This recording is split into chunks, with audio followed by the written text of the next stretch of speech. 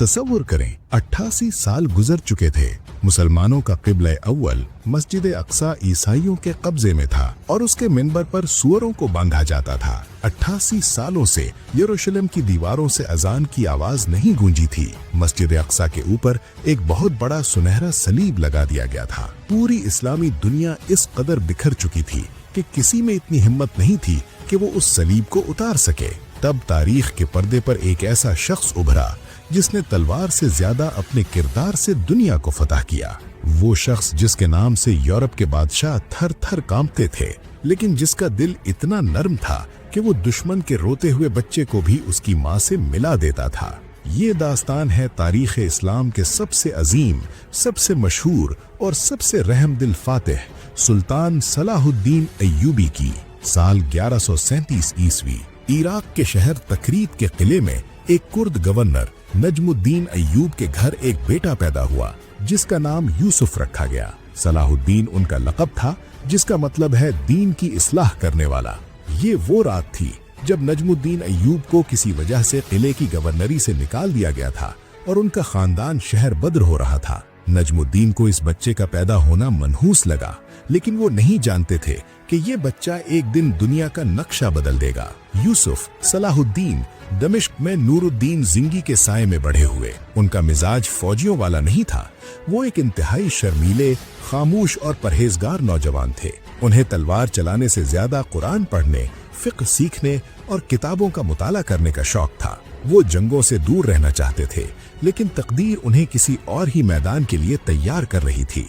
1163 ईस्वी में नूरुद्दीन जिंगी ने अपने बेहतरीन जर्नेल असदुद्दीन शेरकुहा को मिस्र फतह करने के लिए भेजा। शेरकुहा ने नौजवान सलाहुद्दीन को अपने साथ चलने का हुक्म दिया। सलाहुद्दीन ने इनकार किया, लेकिन चचा के इसरार पर उन्हें बादिले नाखास्ता जाना पड़ा। मिस्र में फातिमी खिलाफत कमजोर हो चुकी थी और सलेबी उस पर कब्जा करना चाहते थे। शेरकुहा ने सलेबियों को शिकस्त दी, लेकिन कुछ ही अरसे बाद शेरकुहा का अचानक इंतकाल हो गया।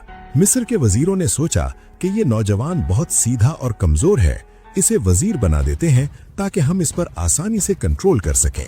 यूं सिर्फ 31 साल की उम्र में सलाहुद्दीन मिस्र के वजीर बन गए, लेकिन इख्तिदार मिलते ही वो शर्मीला नौजवान एक बिखरे हुए शेर में बदल गया। उसने मिस्र पर अपनी गिरफ्त मजबूत की, फातिमी खिलाफत का खात्मा किया और मिस्र को वापस अब्बासी खिलाफत के मातहत करके नूरुद्दीन जिंगी की सल्तनत का हिस्सा बना दिया। 1174 ईस्वी में जब नूरुद्दीन जिंगी का इंतकाल हुआ तो शाम और इराक के इलाके दोबारा आपस में लड़ने लगे।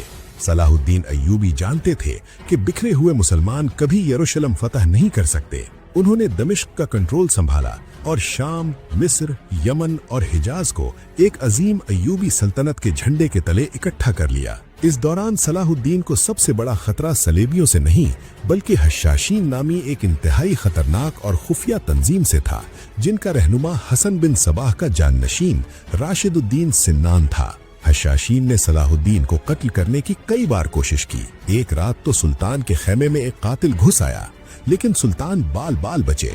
आखिरकार सुल्तान ने हशाशीन के किले का मुहासरा करके उन्हें इस बात पर मजबूर कर दिया कि वो दोबारा कभी सुल्तान की तरफ आंख उठाकर नहीं देखेंगे। सलेबी रियासतों में एक इंतहाई जालिम, पागल और खूनखार सरदार था जिसका नाम रेनॉल्ड ऑफ शाटिलियन था। उसने मुसलमानों के साथ किया गया अमन का मुआहिदा तोड़ दिया। वो हाजियों के काफिलों पर हमला करता, औरतों और बच्चों को कत्ल करता। हद तो ये हो गई कि उसने बहीरे अहमर में अपने बहरी जहाज उतारे और खुलेआम धमकी दी कि वो नऊजुबिल्लाह मक्का और मदीना पर हमला करके नबी करीम सल्लल्लाहु अलैहि वसल्लम के जसद मुबारक की बेहुरमती करेगा। जब ये खबर सलाहुद्दीन अय्यूबी तक पहुंची तो सुल्तान का खून खौल उठा। उनकी आंखों से आंसू जारी हो गए और उन्होंने अल्लाह की कसम खाई, अगर अल्लाह ने मुझे मौका दिया तो मैं इस गुस्ताख रेनॉल्ड का सर अपने हाथों से कलम करूंगा। साल 1187 ईस्वी सलाहुद्दीन अय्यूबी ने एक अजीमुशान इस्लामी फौज तैयार की और सलेबियों को यरूशलेम से बाहर निकलकर लड़ने पर मजबूर किया। सलेबियों की सबसे बड़ी और ताकतवर फौज, जिसमें यरूशलेम का बादशाह काय और रेनॉल्ड भी शामिल थे, जुलाई की शदीद गर्मी में यरूशलेम से निकली। सलाहुद्दीन अय्यूबी जंगी हिकमत अमली के बेताज बादशाह थे। उन्होंने सलेबियों को तबरिया के करीब हित्तीन के मैदान में घेर लिया, जो दो सींगों जैसी पहाड़ियों के दरमियान था। सुल्तान ने तबरिया की झील का रास्ता काटकर सलेबियों का पानी बंद कर दिया। जुलाई की भड़कती हुई धूप, प्यास और ऊपर से सुल्तान के सिपाहियों ने मैदान की खुश्क झाड़ियों को आग लगा दी। धुएं और प्यास ने सलेबियों का गुरूर तोड़ दिया। 4 जुलाई 1187 ईस्वी को घुमसान की जंग हुई। ईसाइयों का सबसे मुकद्दस निशान ट्रू क्रॉस मुसलमानों के कब्जे में आ गया और सलेबी फौज का मुकम्मल सफाया हो गया। यरूशलेम का बादशाह गाए और वो जालिम रेनॉल्ड कैदी बनाकर सुल्तान के खेमे में लाए गए। सुल्तान ने बादशाह गाय को पीने के लिए बर्फ वाला ठंडा शरबत दिया, लेकिन रेनॉल्ड को कुछ नहीं दिया। सुल्तान ने रेनॉल्ड को उसके मजालिम याद दिलाए और फिर अपनी तलवार निकालकर अपनी कसम पूरी करते हुए उस गुस्ताख रेनॉल्ड का सर अपने हाथों से तन से जुदा कर दिया। हित्तीन की फतह के बाद यरूशलेम का रास्ता साफ हो चुका था। 2 अक्टूबर 1187 ईस्वी, जो मेराजुन नबी की रात थी, 88 साल के लंबे इंतजार के बाद सलाहुद्दीन अय्यूबी फातिहाना अंदाज में यरूशलेम यानी बैतुल मक़दस में दाखिल हुए। ईसाइयों को याद था कि जब उन्होंने 1099 में यरूशलेम फतह किया था तो उन्होंने 70,000 मुसलमानों को गाजर मूली की तरह काट दिया था। उन्हें लगा कि आज सलाहुद्दीन भी खून की नदियां बहा देगा, लेकिन तारीख हैरान रह गई। सलाहुद्दीन ने किसी एक शख्स का खून नहीं बहाया। उन्होंने ऐलान किया, कोई किसी के घर में दाखिल नहीं होगा, कोई किसी का माल नहीं लूटेगा। ईसाइयों की जान, माल और उनके गिरजा घर सब महफूज हैं। जो जाना चाहे वो फिदिया देकर जा सकता है और जिसके पास फिदिया नहीं, उसे मेरी तरफ से माफी है। सुल्तान ने अपने और अपने भाइयों के पैसों से हजारों गरीब ईसाइयों का फिदिया अदा करके उन्हें आजाद कर दिया। फिर मस्जिद अक्सा को अर्के गुलाब से धोया गया, उस पर से सलीब उतारी गई और नूरुद्दीन जिंगी का वो अजीमुशान मिंबर जो उन्होंने हलब में बनवाया था, लाकर मस्जिद अक्सा में रखा गया। 88 साल बाद पहली बार जुमे की अजान गूंजी तो सुल्तान समेत हर मुसलमान की आंखें रो रही थीं।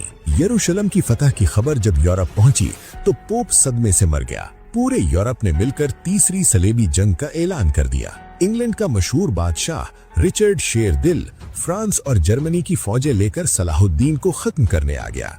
ये तारीख की सबसे मशहूर टक्कर थी। दोनों के दरमियान शदीद जंगें हुई, लेकिन एक अजीब सा एहतराम भी था। एक जंग में जब रिचर्ड का घोड़ा मर गया और वो पैदल लड़ने लगा तो सलाहुद्दीन ने उसे 2 बेहतरीन अरबी घोड़े भिजवाए और पैगाम दिया कि एक बादशाह को पैदल लड़ना जेब नहीं देता। जब रिचर्ड बीमार पड़ा तो सुल्तान ने उसे दमिश्क से बर्फ और ताज़ा फल भिजवाए और अपने खास तबीब को उसका इलाज करने भेजा।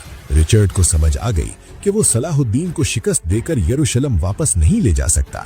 1192 ईस्वी में दोनों के दरमियान मुआहिदा रमला या याफा तय पाया, जिसके तहत यरूशलेम मुसलमानों के पास ही रहा। अलबत्ता नंगे ईसाई ज़ायरीन को वहां ज़ियारत की इजाजत मिल गई। रिचर्ड शेरदिल हार मानकर वापस इंग्लैंड चला गया। तीसरी सलेबी जंग खत्म होने के चंद महीने बाद ही 4 मार्च 1193 ईस्वी को 55 साल की उम्र में सलाहुद्दीन अय्यूबी शदीद बुखार यानी टाइफाइड में मुब्तला होकर दमिश्क में खालिक हकीकी से जा मिले। जब वो बादशाह, जिसकी सल्तनत मिस्र से लेकर शाम और यमन तक फैली हुई थी, इस दुनिया से गया तो उनके खजानची ने रोते हुए लोगों को बताया कि सुल्तान के जाती खजाने में सिर्फ 1 सोने का दीनार और 47 चांदी के दिरहम बचे हैं। सुल्तान के पास इतने पैसे भी नहीं हैं कि उनके कफनो दफन का खर्चा पूरा हो सके। उन्होंने अपनी सारी जिंदगी और सारी दौलत अल्लाह की राह में और मुसलमानों की फलाह पर लुटा दी थी। सुल्तान सलाहुद्दीन अय्यूबी को दमिश्क की अमवी मस्जिद के करीब सपुर्द खाक किया गया, जहां उनका मिज़ार आज भी मौजूद है। वो तलवार और घोड़े के बादशाह थे, लेकिन उनकी असल बादशाहत आज भी लोगों के दिलों पर है।